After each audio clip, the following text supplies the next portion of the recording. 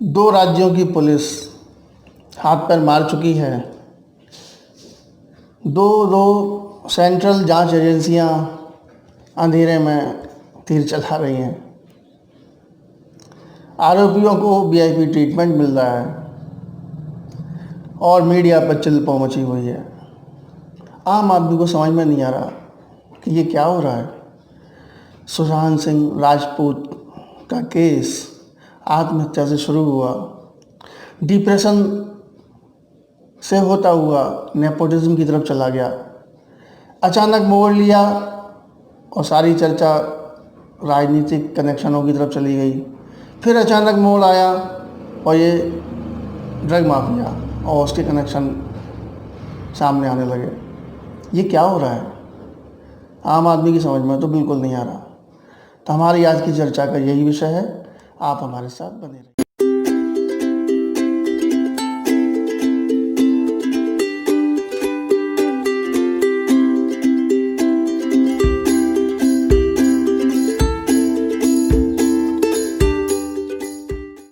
नमस्कार दोस्तों, सुशांत सिंह राजपूत की मृत्यु का दुखद समाचार जैसे ही देश में फैला, उनके प्रशंसकों में दुख की लहर छा गई।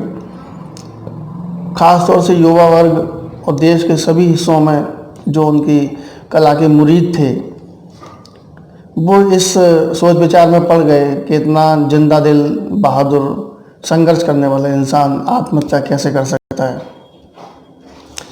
जैसा होता है, जांच शुरू हुई। मुंबई पुलिस ने जांच की।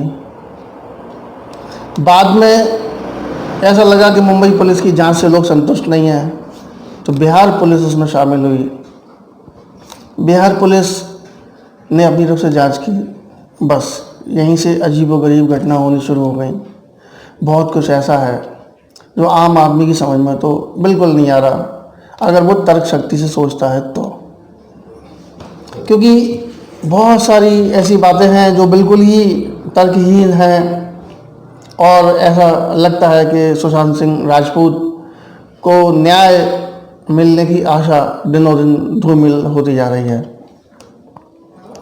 देखिए, मेरे विचार में यहाँ पर 3-4 बिंदु ऐसे आते हैं जिन पर हमें अजीबोगरीब लगता है। सबसे पहला तो यही अजीबोगरीब लगता है कि इतना जिंदा दिल, इतना एनर्जी वाला, इतना संघर्ष करने वाला युवा अचानक आत्महत्या कैसे कर सकता है। लोगों के जो भी बयान सामने आए हैं, साथ वालों के, या और जो भी चीज़ें सामने आई हैं, जानकारियाँ, उनके आधार पर ये केस आम आदमी को तो ऐसा लगता है कि ये किसी कारण से मर्डर का केस है और इसको आत्महत्या का रूप दिया गया है। क्योंकि टांग की हड्डी का टूटा होना वगैरह वगैरह, ऐसे बहुत सारे कारण हैं। गले पर वी शेप का निशान होना और इस तरह की तमाम चीज़ें हैं जो संकेत करती हैं कि ये आत्महत्या की बजाय हत्या चाहता है। अब ये सच्चाई क्या है, ये तो जांच का विषय है और जो निष्पक्ष जांच होगी, गहरी जांच होगी, वही लोग बता पाएंगे। मैं कोई एक्सपर्ट तो नहीं हूँ, पर इसमें इस पूरे केस में जो अजीबोगरीब बातें हो रही हैं, मैं उस पर यहाँ आपके साथ चर्चा करना चाहता हूँ। पहले तो मैं आसपास के रिश्तेदारों तथाकथित मित्रों के व्यवहार के बारे में चर्चा करना चाहता हूँ कि पहले ही दिनों से उन्होंने इस केस को आत्महत्या और डिप्रेशन से जोड़ना शुरू कर दिया। बड़े ही अजीबोगरीब तरीके से मुंबई पुलिस ने भी जांच रिपोर्ट आने के पहले ही और ये डिक्लेयर करना शुरू कर दिया कि ये आत्महत्या का केस है। तो मुंबई पुलिस का रोल यहाँ पर थोड़ा इस तरह का समझ में आया कि जब कहा जाता है कि पूरी जांच रिपोर्ट आ जाएगी तभी हम कुछ बता पाएंगे, अभी जांच का विषय है, तो इसमें इतनी जल्दी क्या थी ये डिक्लेयर करने के लिए। इसी तरह से पोस्टमार्टम की जो प्रक्रिया अपनाई गई, उसमें कोई पॉइंट छोड़े गए टाइप की चीज़ें हैं, तो वो भी बड़ी लापरवाही जानबूझ के हुई, अनजाने में हुई, भगवान जाने, लेकिन वो इस तरह की बातें आई। तो आम जनता के मन में ये भी आता है कि आखिर मुंबई पुलिस ने इस मामले में इतनी ढील पोल क्यों दिखाई। शायद अपराधियों को उम्मीद नहीं रही होगी कि ये मामला इतनी दूर तक जाएगा, तो उन्होंने सोचा था कि हम अपने स्तर पर इस मामले को आत्महत्या का रूप देकर निपटा लेंगे। बिहार पुलिस इसमें कूदी तो जहाँ तक मुझे पता लगा कि सुशांत सिंह राजपूत के कोई भाई विधायक हैं और भाजपा में हैं, और तो उन्होंने वहाँ प्रेशर डाला और एक मुहिम चलाकर बिहार पुलिस को इसमें शामिल किया। बिहार पुलिस के प्रति बिहार पुलिस ने अपना काम अच्छी तरह से करने का प्रयास किया, कारण जो भी हो, लेकिन उन्होंने अपना काम अच्छी तरह से करने का प्रयास किया, इसमें कोई दिक्कत नहीं है। लेकिन इसके बाद मुंबई पुलिस का जो व्यवहार था वो लोगों को समझ में नहीं आया। जांच में सहयोग नहीं करना, और ख़ास तौर से वो सीन जब पूरी तरह से प्रेस कॉन्फ्रेंस होने वाली थी बिहार पुलिस की और उनको इस तरह से उठा के ले जाया गया था जैसे गुंडों को ले जाया जाता है, प्रेस कॉन्फ्रेंस करने से रोक देना, उनके अफसरों को क्वारंटीन कर देना, तो ये जांच में तमाम तरह की बाधाएं डालना, तो ये आम आदमी को तो समझ में नहीं आया। पॉलिटिकल कारण कुछ भी रहा हो और इस तरह की बातें जो भी हों वो लोग जाने, पर एक आम नागरिक को या आम सोचने वाले तरीकों को या कहीं कम से कम मुझे तो समझ में नहीं आया कि मुंबई पुलिस का ये व्यवहार इस तरह से क्यों रहा। इस पूरे मामले पर दूसरा रोल सरकार का भी, जो प्रदेश सरकार थी उसका भी रोल मुझे थोड़ा समझ में नहीं आया। हालांकि अब उन्होंने अपनी गलती सुधार ली है। इस तरह से बीच में कूद के किसी एक पक्ष के में बयान देना और दूसरे पक्ष को प्रताड़ित करना, मानसिक रूप से सामाजिक रूप से बेइज्जत करना, तो ये भी कुछ समझ में नहीं आ रहा था। पर लगता है कि सीबीआई की जांच शुरू होने के बाद उन्होंने बयानबाजी बंद कर दी है, तो ये लगता है कि उन्होंने एक सबक ले लिया है कि पॉलिटिकल इन्वॉल्वमेंट ना दिखाया जाए। तीसरे नंबर पर जो बात सामने आती है वो सीबीआई की आती है। मुंबई पुलिस पर आरोप है कि उसने पूछताछ के अलावा कुछ नहीं किया। पर दोस्तों, मैं सीबीआई का विरोध नहीं कर रहा, लेकिन सोचने की बात है कि सीबीआई ने भी ये 10 दिन हो चुके हैं, अभी पूछताछ के अलावा कुछ नहीं किया। मुझे पता लगा कि अभी सीबीआई 306 के ही अंतर्गत सारी जांच कर रही है, 302 को तो अभी लगाया ही नहीं है। तो 306 यानी आत्महत्या के लिए प्रेरित करना। ईडी अपने स्तर पर नशीली दवाओं के, ड्रग माफिया वगैरह की इस लेवल पर जांच कर रही है, एनसीबी, नेशनल और नारकोटिक्स ब्यूरो। और तीसरे नंबर पर जो एजेंसी है ईडी, वो इसमें इकोनॉमिक डिस्पैरिटीज़ का जांच करने में लगी हुई है। तो तीन सेंट्रल एजेंसियां इस मामले में हाथ पैर मार रही हैं। पर यह मामला अजीबोगरीब मोड़ लेता हुआ एक दिशा से दूसरी तरफ जा रहा है। पहले ये सुशांत सिंह राजपूत के आत्महत्या के कारणों के ऊपर चर्चा केंद्रित थी। धीरे धीरे अचानक ये चर्चा कुछ लोगों के कूद पड़ने की वजह से नेपोटिज्म की तरफ चली गई।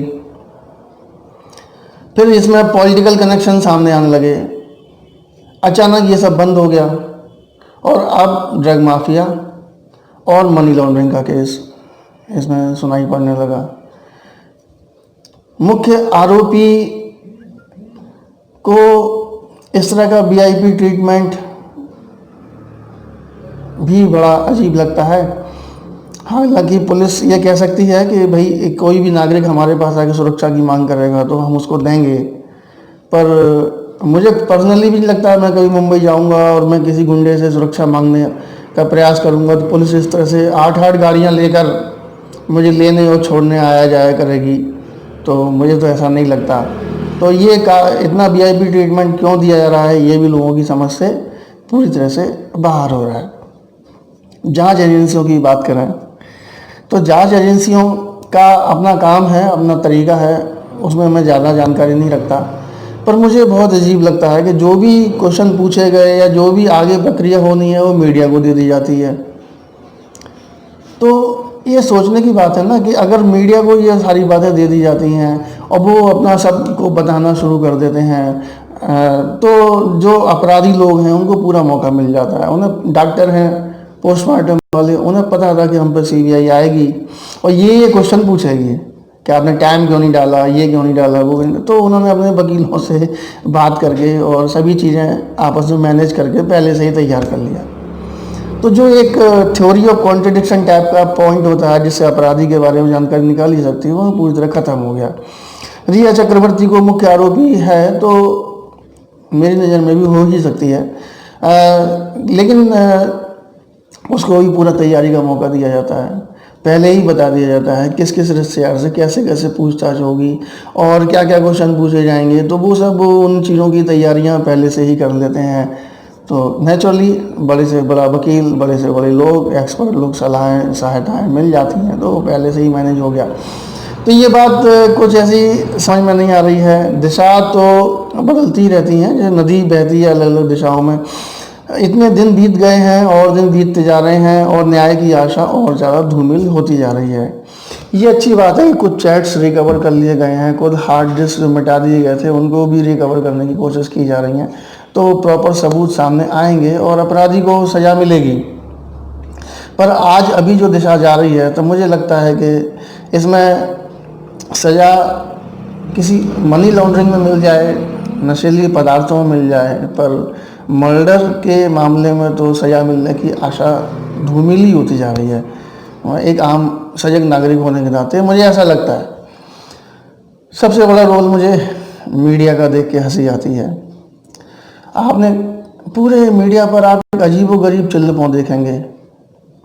अरे ठीक है, आपने मामले को उठाया, अच्छी बात है, और मुंबई पुलिस के जांच तरीके से संतुष्ट नहीं थे तो उसमें बिहार पुलिस आई और उसके बाद भी आपने मिल के उस अभियान को बल दिया कि सीबीआई को दिया जाए, ये भी बहुत अच्छी बात है। आपने सीबीआई, कोर्ट ने सीबीआई के लिए ऑर्डर कर दिए, आपने उसका जश्न मनाया, नाचे कूदे उछले चीखे चिल्लाए, वो भी चलो ठीक है, कुछ हद तक समझ में आता है। पर भाई मेरे, अब तो मीडिया को मीडिया रहने दो और जांच एजेंसियों को अपना काम करने दो। अगर आप पे कोई सबूत आते हैं तो उन्हें चुपचाप से मीडिया को, जांच एजेंसियों को सौंपिए ना। आप तो खुद पहले ही वहाँ शो दिखा रहे हैं, सारा वो कर रहे हैं, टीआरपी के चक्कर में पड़ रहे हैं। टीआरपी की भूख इतनी ज़्यादा बढ़ गई है कि कमाल की बातें सामने आ रही हैं। कुछ लोग तो अपराधी आरोपी को ही वीआईपी बनाए दे रहे हैं। 2 घंटे का इंटरव्यू दिखाया जाता है और बार बार रिपीट किया जाता है, और उस इंटरव्यू में जो उसने 20-25 झूठ बोले हैं, जनता को मजबूर किया जाता है कि सच जानने के बावजूद वो इन बातों को झेले। तो ये एक अजीब तरह से मानसिकता है। कुछ लोग समर्थन में कैंपेन चलाए हुए हैं, कुछ लोग वो भी समर्थन में ही चलाए हुए हैं, लेकिन कुछ लोग आरोपियों के समर्थन में चलाए हुए हैं और कुछ लोग सुशांत सिंह के समर्थन में चलाए हुए हैं। तो इतना चिल्लपों, मैंने एक बार पढ़ा था कि मीडिया, भारतीय मीडिया, खासतौर से टीवी मीडिया, एक अभी बचपने की कंडीशन में है। तो अभी बचपने की ही कंडीशन में है, ये उन्होंने पूरी तरह से सिद्ध कर दिया। आप सारी चीज़ें बता के मुझे मुंबई हमले की याद आती है कि वहाँ भी सारी बातें इसी तरह से बताई गई थी और आतंकवादियों को टीवी देखकर ही सुरक्षा बलों के मूवमेंट का पता लग रहा था और वो अपनी रणनीति पल पल बदलते जा रहे थे। तो इसी तरह सारी बातें आप सामने ही लाते जा रहे हैं, तो जो आरोपियों और अपराधियों को अपनी सुरक्षा करने का, रणनीति बदलने का मौका नहीं मिल रहा क्या? तो बहुत ही अजीबोगरीब सी स्थिति है। मीडिया का रोल भी बहुत ही गैर जिम्मेदाराना यहाँ पर लगता है। तो दोस्तों, मुंबई पुलिस आरोपियों को जिस तरह से वीआईपी ट्रीटमेंट दे रही है, कल ख़ास तौर से मैंने देखा 8 गाड़ियाँ गईं रिया को लेने के लिए। तो 8 गाड़ियों की क्या ज़रूरत थी? एक गाड़ी में भी जा सकते थे। खैर, तो इतना वीआईपी ट्रीटमेंट तो किसी मुख्यमंत्री, दूसरे राज्य का मुख्यमंत्री भी हमारे एरिया में आएगा तो नहीं मिलता। दूसरा, जो सीबीआई और जांच एजेंसियां हैं, ईडी है, जांच एजेंसियां हैं और नारकोटिक्स ब्यूरो है, ये सारी स्टेप्स और भविष्य की जानकारियां, गतिविधियां अपनी मीडिया को लीक कर रही हैं और मीडिया उन्हें जनता को बता रहा है, जनता के थ्रू आरोपियों तक पहुंच रही हैं। तो ये क्या आपको नहीं लगता रोका जाना चाहिए था? तो अपना काम करें, सबूत इकट्ठे करें, जांच लें, ठीक है, लेकिन उसको लीक करके लोगों को तैयार होने का मौका तो मत दीजिए। और मीडिया से तो कुछ उम्मीद करना फ़िलहाल मुझे बेकार लगता है, क्योंकि मीडिया तो इसी तरह से बचपन दिखाती रहेगी, नादानियाँ करती रहेगी, टीआरपी के चक्कर में कुछ भी करने के लिए तैयार होती रहेगी। तो अजीबोगरीब मोड़ लेता हुआ सुशांत सिंह का केस दिनों दिन मेरी व्यक्तिगत राय यह है कि कमज़ोर पड़ता जा रहा है। जब तक 302 के आसपास जांच प्रक्रिया नहीं चलेगी, कैसे सबूत सामने आएंगे? तो इस बारे में आपकी क्या राय है, मुझे ज़रूर बताइएगा।